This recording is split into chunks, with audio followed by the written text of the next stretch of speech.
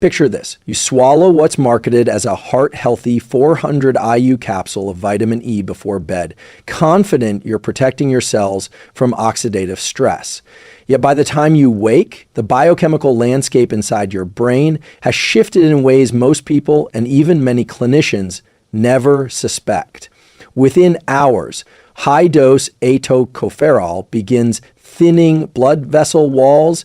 In a very real sense, you've primed the cerebral plumbing for leakage. A landmark meta-analysis covering nearly 119,000 participants showed that supplementation with vitamin E elevated the risk of hemorrhagic stroke by roughly 22%, while offering no meaningful protection against the far more common ischemic variety PMCNE, BNF, GO. Why does this matter? Stroke isn't just an acute medical crisis. It's the leading neurological cause of long-term disability worldwide. Minutes of disrupted blood flow can erase decades of memories, dull emotional nuance, and paralyze the very circuits that let you hold a loved one's hand. From a behavioral science standpoint, anything capable of shifting stroke probability overnight demands our attention, because a single subtle supplement habit could undermine every other lifestyle investment you make in cognition, fitness, and emotional resilience. Today, we'll unpack the hidden neurovascular dynamics behind high-dose vitamin E, explore how dosage, timing, and individual biology interact, and most crucially, outline safer protocols you can adopt immediately. Along the way, we'll translate dense biochemistry into plain language tools, simple blood work benchmarks, evidence-based alternative antioxidants, and behavioral levers like meal timing and sleep depth that reinforce vessel integrity instead of eroding it. Here's the roadmap. The dose response trap, why more antioxidant isn't always better. Clotting versus cognition, how vitamin E modulates platelet chemistry and microbleeds. Genetic wildcard, the APOE and VCORC1 variants that amplify risk. Dietary context, whole food tocopherols via isolated megadoses. Circadian chemistry, why taking fat-soluble vitamins at night may magnify vascular stress. Safer paths forward, targeted micronutrients, and behavioral habits that protect brain vessels without collateral damage. By the end, you'll not only understand the science, you'll leave with a concrete protocol to safeguard your brain tonight. Because knowledge is potential, but applied knowledge is power. We've all been taught to believe that antioxidants are good. They neutralize free radicals, reduce inflammation, and slow aging. At least that's the common narrative. But here's what most people never learn. Antioxidants follow a principle known in neuroscience and pharmacology as the biphasic dose response. Simply put, more isn't always better. In fact, beyond a certain threshold, the same substance that once protected your cells can begin to cause subtle yet significant damage. Vitamin E is a perfect example of this paradox. Most vitamin E supplements contain alpha tocopherol, one of 8 forms found in nature. At low doses, typically below 150 IU per day, alpha tocopherol can indeed protect lipid membranes from oxidative stress, especially in high exertion individuals like athletes or those recovering from illness. But once doses creep beyond 200 to 400 IU daily, particularly when isolated from its siblings, tocopherols and tocotrienols, a tipping point is reached. A 2005 meta-analysis published in Annals of Internal Medicine analyzed data from 19 clinical trials and found a consistent trend. High-dose vitamin E supplementation greater than equals 400 IU per day was associated with increased all-cause mortality. While the reasons remain debated, the vascular effects of excess alpha tocopherol appear to be part of the story. What's happening in your brain when this occurs is both subtle and profound. At high concentrations, alpha tocopherol can disrupt the homeostasis of other fat-soluble antioxidants, such as gamma tocopherol and vitamin K, both of which play critical roles in regulating inflammation and clotting within the brain's fragile microvasculature.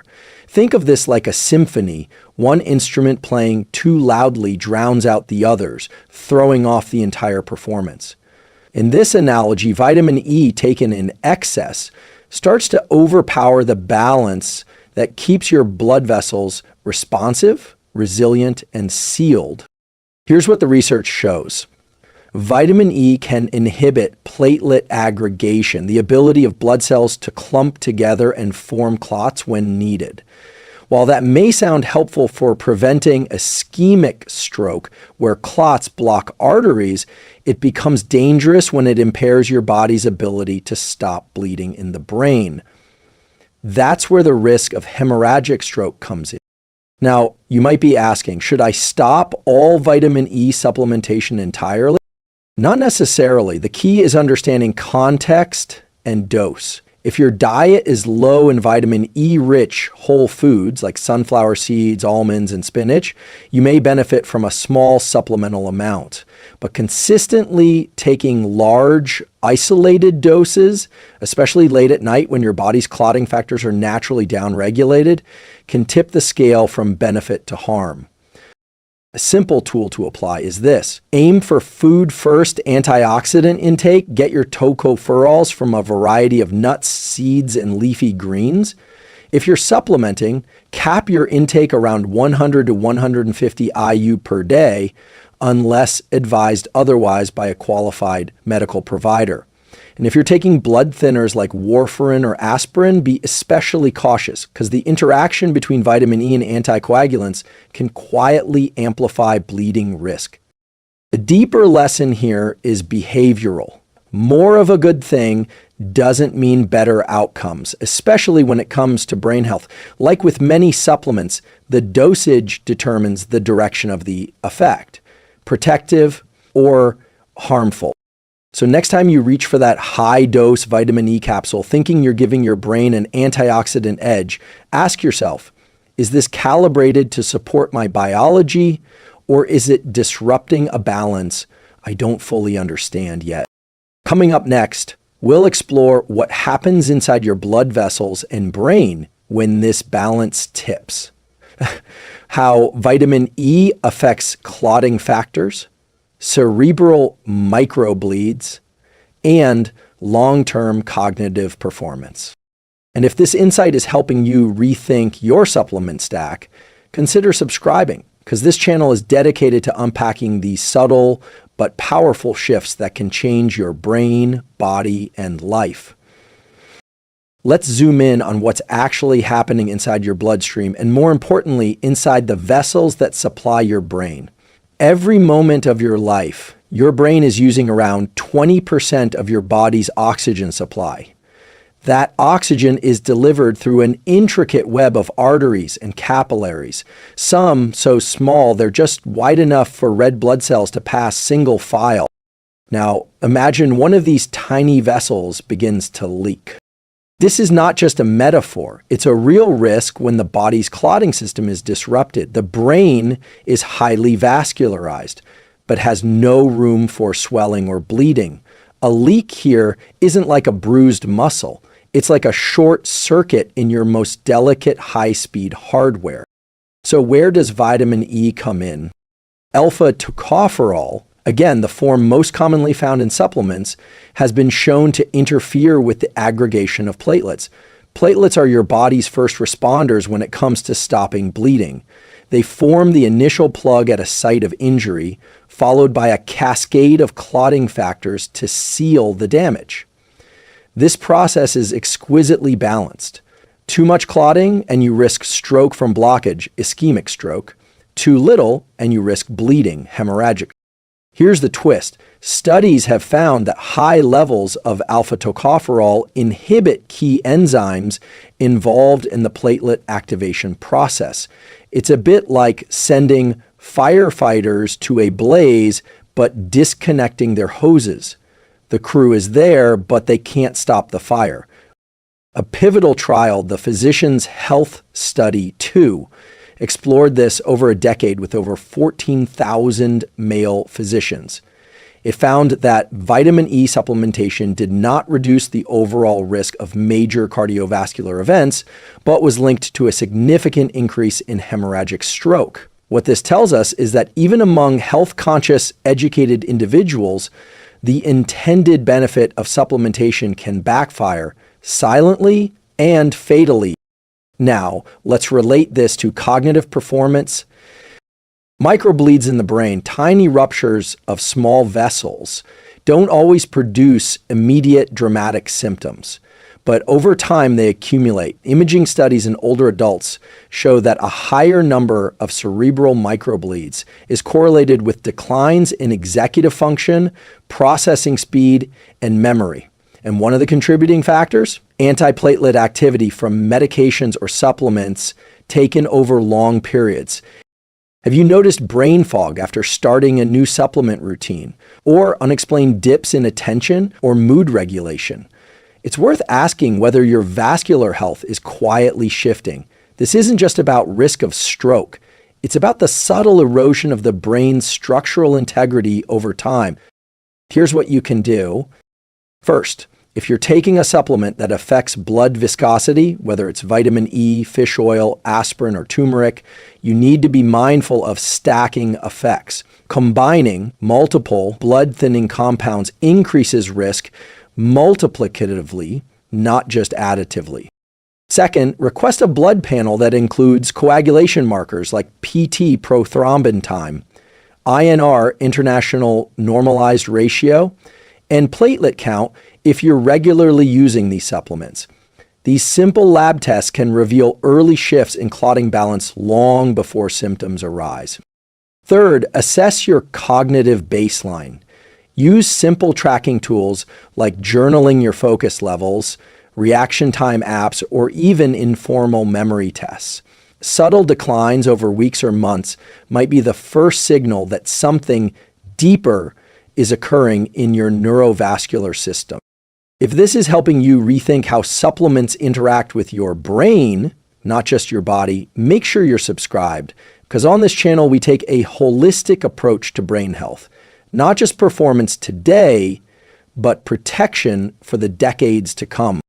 Now we'll explore how your genetics could be silently amplifying your risk, how common gene variants like APOE and VK-ORC1 can turn an ordinary supplement into something far more dangerous.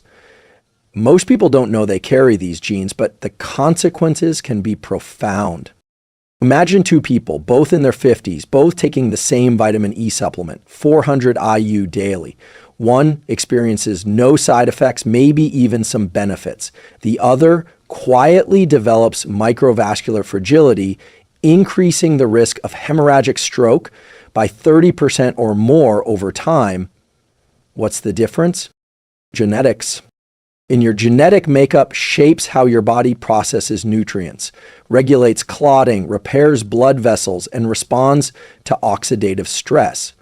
Two gene variants, in particular APOE and VK-ORC1, have been shown to significantly influence how your body handles vitamin E and related processes. Understanding these genes is like having a user manual for your vascular system. Let's start with APOE, or apolipoprotein E.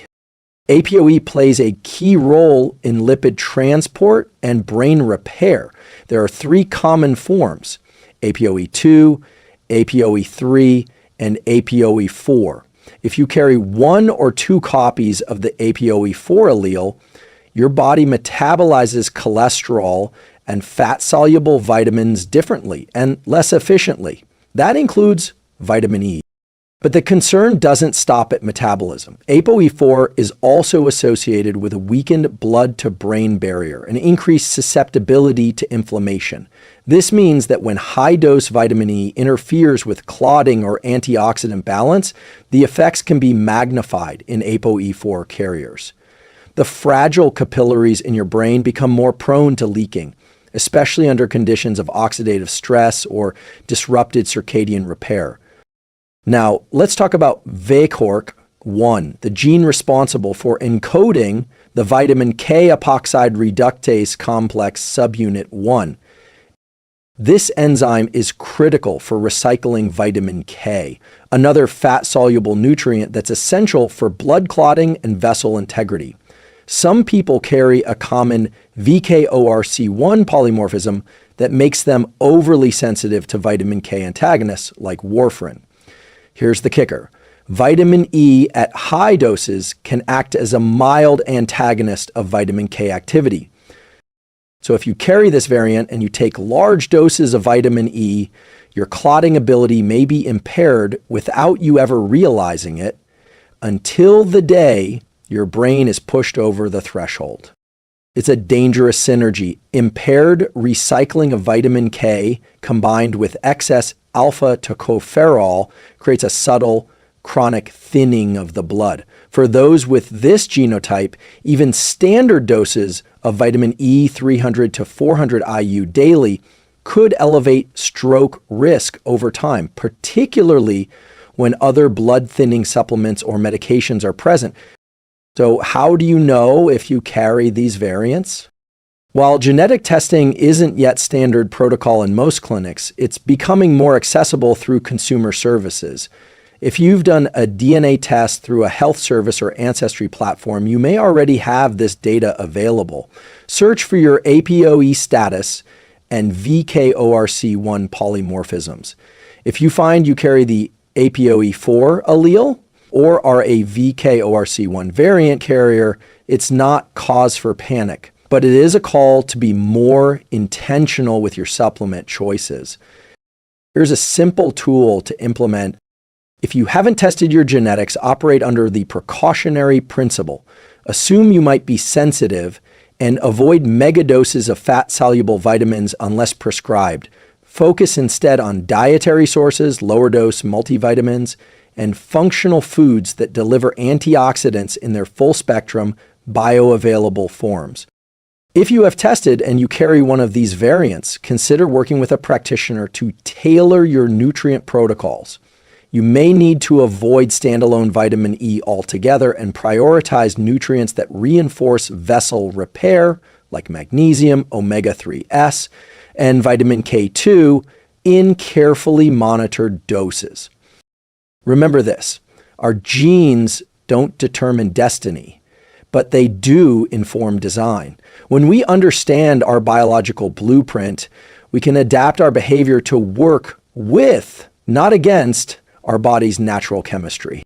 Now we're going to explore the dietary dimension of this conversation, how food-based tocopherols differ dramatically from synthetic isolated vitamin E supplements, and why your salad could protect your brain more effectively than your capsule. Let's take a step back from capsules and bottles for a moment and turn our attention to something far more ancient, food. Before we had supplement aisles and megadoses in soft gels, vitamin E was something we consumed as part of a complex nutritional matrix found in nuts, seeds, greens, and oils. And here's the critical insight. The form, balance, and biological impact of vitamin E in food is fundamentally different from what you get in high-dose synthetic supplements. To understand why, we need to look at vitamin E not as a single compound, but as a family of 8 structurally related molecules, 4 tocopherols and 4 tocotrienols. The alpha tocopherol found in most supplements is just one member of this group, and when taken in isolation, especially at high doses, it can actually displace the other forms in your tissues. That displacement is where part of the problem begins. What's happening in your brain and body when you consume vitamin E from whole foods is far more balanced. For example, gamma-tocopherol, abundant in walnuts and sesame seeds, has unique anti-inflammatory properties and has been shown to complement alpha-tocopherol by neutralizing reactive nitrogen species, something alpha-tocopherol can't do. Tocotrienols, found in foods like palm oil, barley, and rice bran, have been studied for their neuroprotective effects. including reducing lipid peroxidation in brain tissue and supporting healthy white matter integrity. And here's the key difference. In whole foods, these compounds arrive together in ratios and structures your body has evolved to handle over thousands of years. The antioxidant effect is synergistic, not dominant. There's a built-in buffering system that reduces the risk of any one form becoming excessive or disruptive. Now compare that to a 400 IU dose of isolated alpha tocopherol taken before bed, especially without any gamma tocopherol or tocotrienols present in your diet. Not only does this flood your system with one unbalanced form, it actively lowers the tissue concentrations of the other forms. That's right, high-dose alpha tocopherol can push down the levels of gamma tocopherol in your blood and tissues, potentially stripping away key anti-inflammatory defenses that your brain relies on. Here's what the research shows.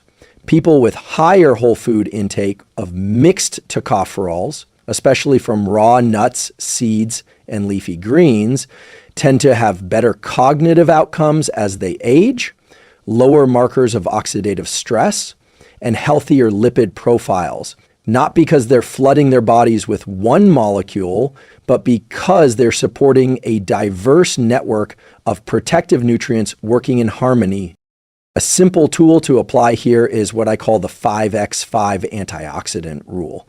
Aim to eat 5 servings of vitamin E to rich foods 5 days a week. That could look like a handful of almonds or sunflower seeds, a tablespoon of wheat germ sprinkled on oats, a large spinach salad with olive oil dressing, a side of steamed Swiss chard or collard greens, a few slices of avocado or a spoonful of tahini.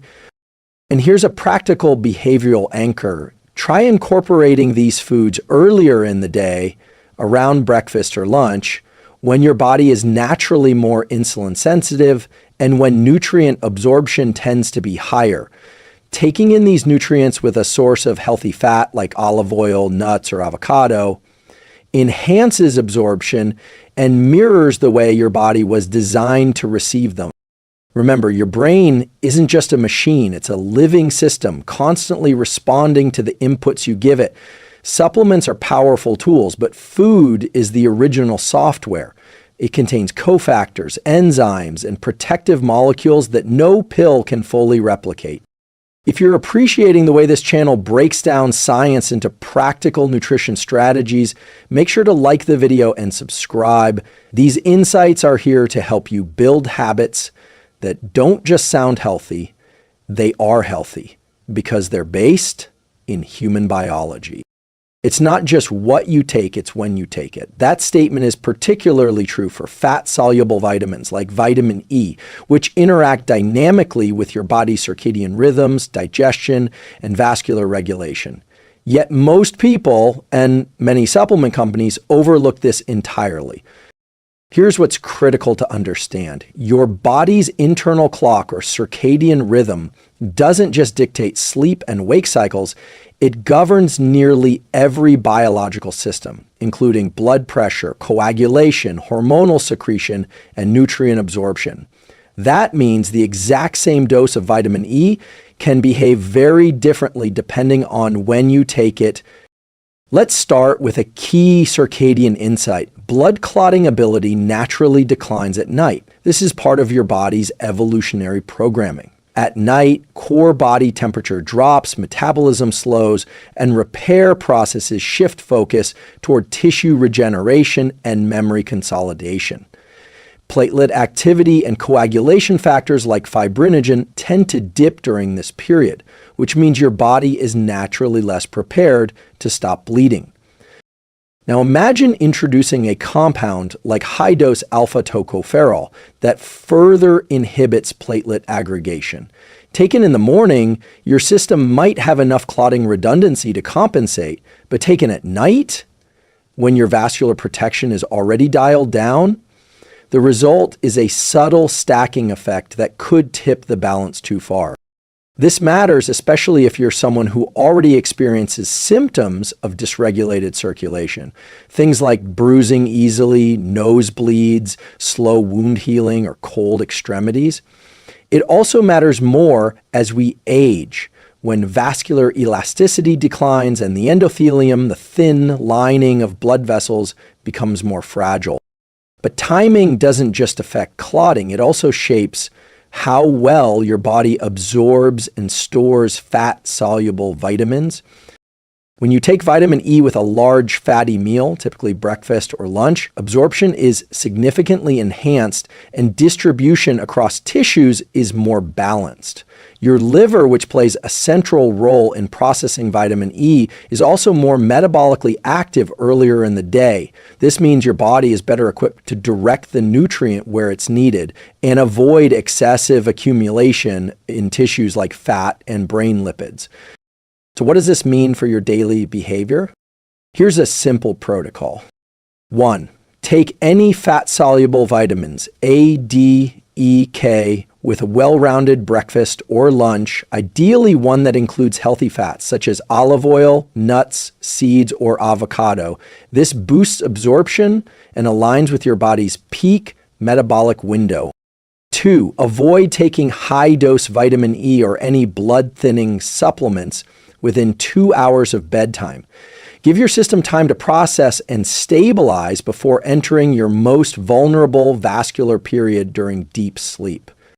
3. Anchor your supplement habits to an existing morning or midday routine. This could be your first meal, a walk in sunlight, or your coffee preparation ritual. Anchoring increases compliance, reduces decision fatigue, and allows the habit to embed more easily. From a neuroscience perspective, aligning supplementation with your circadian biology isn't just a clever biohack, it's a return to how your brain and body were designed to operate. For most of our evolutionary history, nutrients arrived via food during daylight hours, accompanied by natural movement and exposure to sunlight. When we divorce nutrient intake from this context, taking isolated compounds at night under artificial light in a sedentary state, we lose the synergy that makes them effective and safe. So the next time you reach for a supplement before bed, ask, is this the right compound or just the wrong time? If you've found value in learning how timing intersects with brain chemistry and vascular health, leave a comment or share this with someone you care about. These details may seem small, but over months and years, they can profoundly shape brain function and quality of life. Now, in our final section, we're going to bring it all together. What are the safer, smarter strategies to protect your brain's blood vessels without risking stroke or sacrificing cognitive health? Let's conclude with the tools and practices you can apply starting tonight. Now that we've broken down the risks of high-dose isolated vitamin E and explored how timing, genetics, and whole foods shape your brain's vascular health, it's time to shift gears.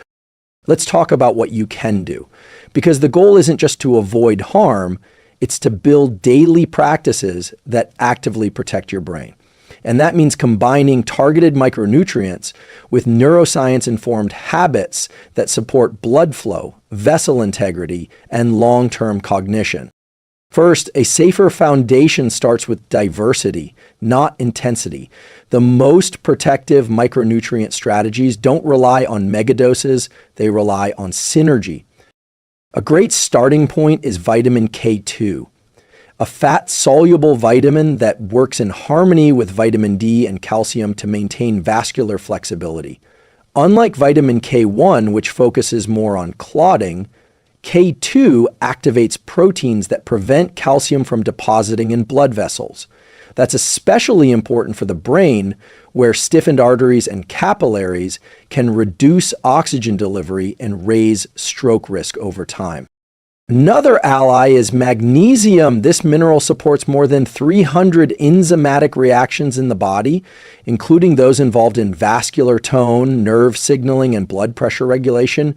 Low magnesium levels have been linked with increased risk of both ischemic and hemorrhagic stroke. But Here's what matters. Magnesium is best absorbed when taken in smaller, consistent doses, ideally in glycinate or malate form, and often paired with meals. You can also support vessel health through natural polyphenols found in berries, olive oil, and dark chocolate. These compounds have been shown to reduce oxidative stress and improve endothelial function, the responsiveness of blood vessels to changes in pressure and flow. Unlike isolated supplements, polyphenols work gradually, building resilience over time without disrupting clotting dynamics. Now, beyond nutrients, let's look at behavioral neuroscience tools that protect your brain's vascular system. 1. Movement. Just 20 to 30 minutes of light cardiovascular exercise per day, like brisk walking, cycling, or swimming, can significantly improve blood vessel elasticity. When you move, your brain gets better perfusion, and the mechanical stimulation of blood flow supports endothelial repair. 2. Sleep. Deep sleep isn't just about memory consolidation. It's when the glymphatic system clears waste from the brain and when vascular repair peaks. Aim for 7 to 9 hours of high-quality sleep and keep a consistent wake-up time, even on weekends. If you're taking anything that affects blood flow, whether supplements or medication, make sure your sleep environment is supporting full recovery. 3. Stress regulation. Chronic stress elevates cortisol, which can stiffen arteries, promote inflammation, and impair vascular function over time. Use calming routines like breath work, guided meditation, or even nature walks. Just 10 minutes of deliberate relaxation per day can have profound effects on your nervous system and vascular tone. And here's a tool you can apply starting tonight. The vessel protocol. Vary your antioxidants, get them from food, not pills. Eat exercise lightly but daily. Sleep in alignment with your circadian rhythm. Supplement mindfully, never megadose blindly. Eat fat-soluble nutrients with real food earlier in the day. Limit stacking of blood-thinning compounds. This simple acronym can help you remember the core behaviors that protect not only your blood vessels, but your cognition, mood, and lifespan. It's easy to get caught in the trap of over-optimization, reaching for the next trending supplement, the strongest formula, the highest dose. But in neuroscience and physiology, balance is often more powerful than intensity. The vessel that lasts a lifetime is the one that bends, adapts, and stays clear, not the one that's overpatched and overpressured. Let's step back and review what we've uncovered, because the story of vitamin E and stroke risk isn't just about a supplement. It's about the deeper lesson we can take from how our brain, blood vessels, and behaviors interact. We begin with a surprising truth that a nutrient widely promoted for heart and brain health, vitamin E, can increase the risk of hemorrhagic stroke when taken in high doses, especially at night or over long periods. We explored how this happens through several key mechanisms. The dose-response trap, how more is not always better, and why megadoses of alpha tocopherol can disrupt the balance of other essential antioxidants. The clotting cognition connection, how high-dose vitamin E impairs platelet function, subtly increasing the risk of microbleeds in the brain, tiny injuries that accumulate and erode cognitive health over time. The genetic wildcard, how common gene variants like APOE4 and VCOARC1 make certain people far more vulnerable to vascular damage from supplements. The power of food-based nutrients, why whole food sources of tocopherols and tocotrienols provide a balanced, synergistic form of protection that synthetic pills simply can't match. The role of timing, how your body's circadian rhythm impacts absorption, metabolism, and blood clotting, and why taking vitamin E at night could be uniquely dangerous. And finally, the safer alternatives and daily protocols that support your brain's vascular integrity without risking subtle chronic harm. Here's the core message. You don't need to fear vitamin E, but you do need to understand its context. You need to respect how it interacts with your biology, your routines, and your genetics. Because your brain is not a closed system. It's a living, adapting network supplied by vessels that are surprisingly fragile and incredibly vital. So what should you do next? Start by simplifying. Cut back on high-dose, isolated supplements unless there's a specific clinical need. Focus instead on a food-first approach, raw nuts, seeds, greens, and polyphenol-rich fruits. Shift your timing. If you're taking fat-soluble vitamins, do it earlier in the day with meals that include healthy fats. Avoid supplementing right before bed when your clotting system is naturally downregulated. Track how you feel. Not everything shows up in a blood test. Start noticing, are you more mentally clear when you stick to whole foods-based nutrients? Are there shifts in sleep, cognition, or energy when you take certain supplements? Stay curious, but not reactive. This is about empowerment through knowledge. You don't need to throw away everything in your cabinet. You just need to ask better questions and align your decisions with your biology, not marketing claims. And finally, here's a challenge for today. Pick one part of the vessel protocol we covered, whether it's varying your antioxidant sources, getting in 20 minutes of movement, or switching your supplement timing, and commit to it for 1 week. Observe how your body responds. You may be surprised at how subtle shifts yield noticeable results. If this speech helped you think more clearly about how supplements affect your brain and blood vessels, I invite you to be part of this growing community. Like the video, share it with someone you care about, and subscribe if you haven't already. Because together, we're learning how to work with our biology, not against it. This channel is about making the invisible visible so you can protect your mind, strengthen your body, and live with more clarity and intention every single day. Until next time, stay grounded, stay curious, and take care of that incredible brain of yours.